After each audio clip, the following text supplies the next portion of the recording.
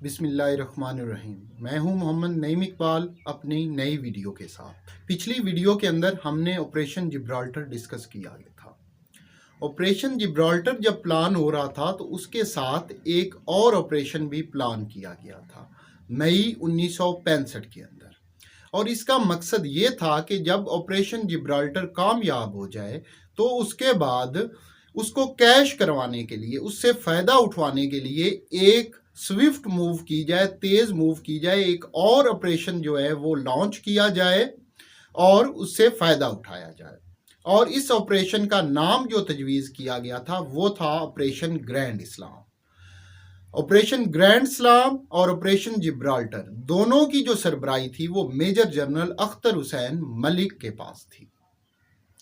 اگست کے اندر جب operation Gibraltar شروع ہوا تو اگست کے اینڈ تک تقریباً یہ ناکامی سے دوچار ہو چکا تھا، اور ایک راجوڑی سیکٹر کو چھوڑ کر باقی ہر جگہ مجاہدین جو تھے، جو پاکستان کی فورسز تھی، وہ ٹریپ ہو چکی تھیں، کیونکہ کشمیری ان کی مدد نہیں کر رہے تھے، جبکہ انڈین فورسز نے ان کے واپسی کے راستے جو تھے وہ بلاک کر دیے تھے، وہاں پر انہوں نے قبضہ کر لیا ہوا تھا۔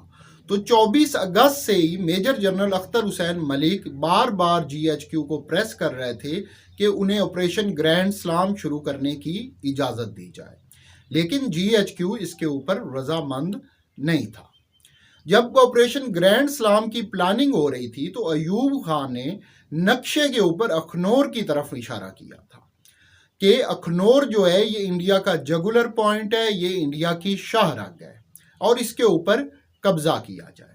لیکن ایوب خان یہاں پر غلطی پر تھے، کیونکہ جو اخنور تھا وہ انڈیا کا جگولر پوائنٹ نہیں تھا، کیونکہ اگر آپ نقشے کے اوپر اس وقت سکرین پر چل رہا ہے آپ دیکھیں تو جو جموں شہر ہے وہ مغرب، شمال مغرب اور جنوب مشرق کی طرف سے پاکستانی علاقوں میں گرا ہوا تھا، اور یہاں سے 3 سڑکیں نکلتی تھیں۔ ایک سڑک مشرق کے اندر سامبا کی طرف جاتی تھی، جو کہ آگے چل کر پٹھان کوٹ کے ذریعے مقبوضہ کشمیر کو انڈیا سے کنیکٹ کرتی تھی۔ دوسری سڑک شمال کی طرف ادھم پور کی طرف جاتی تھی، اور ادھم پور سے یہ آگے سری نگر اور مقبوضہ وادی کی طرف جاتی تھی۔ بنیادی طور پر ادھم پور جو تھا یہ انڈیا کا جگولر پوائنٹ تھا، شاہ رگ تھا۔ اگر اس کو بلاک کر دیا جاتا تو انڈیا کی فوج جو ہے وہ کشمیر کے اندر پھنس کے رہ جاتی۔ اور تیسری سڑک جو تھی وہ شمال مغرب کی طرف اخنور جاتی تھی، اور اخنور سے آگے یہ راجوڑی کی طرف جاتی تھی۔ لیکن اگرچہ یہ شاہ رگ نہیں تھی، لیکن پھر بھی یہ ایک سینسٹیو پوائنٹ تھا انڈیا کا کہ اگر اخنور کے اوپر قبضہ کر لیا جائے تو جو مقبوضہ وادی کے مغربی 2 ڈسٹرکٹ ہیں، پونچھ اور راجوڑی، دونوں کا رابطہ انڈیا سے کٹ جاتا تھا۔ اور چونکہ آپریشن جبرالٹر کے دوران راجوڑی کے اندر پاکستان کا قبضہ ہو چکا تھا غزنوی کمپنی کے ذریعے، اس لیے یہ سوچا گیا کہ یہاں پر حملہ کرنا ضروری ہے۔ اس آپریشن کی جو پلاننگ تھی وہ انتہائی قابل لوگوں نے کی تھی، اور یہ اپنے وقت کا ماسٹر پیس تھا عسکری ذرائع کے حوالے سے۔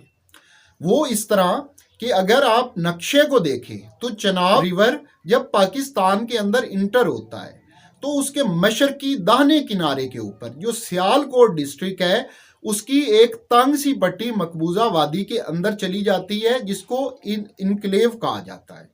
انکلیو کیا ہوتا ہے کہ جیسے پاکستان ہے، اس کا کوئی علاقہ جس کے 3 طرف انڈیا ہو اور ایک طرف پاکستان ہو تو ایسے علاقے کو انکلیو کہا جاتا ہے۔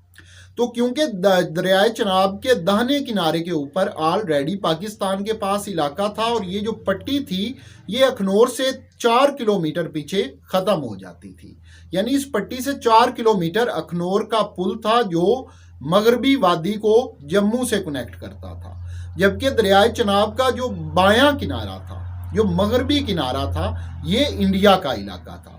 آپ اگر نقشے پر دیکھیں تو گجرات ڈسٹرکٹ کی جہاں پر مقبوضہ کشمیر کے ساتھ سرحد لگتی ہے وہاں پر یہ علاقہ موجود ہے، اور یہاں پر چھمب جوڑیاں سیکٹر تھا۔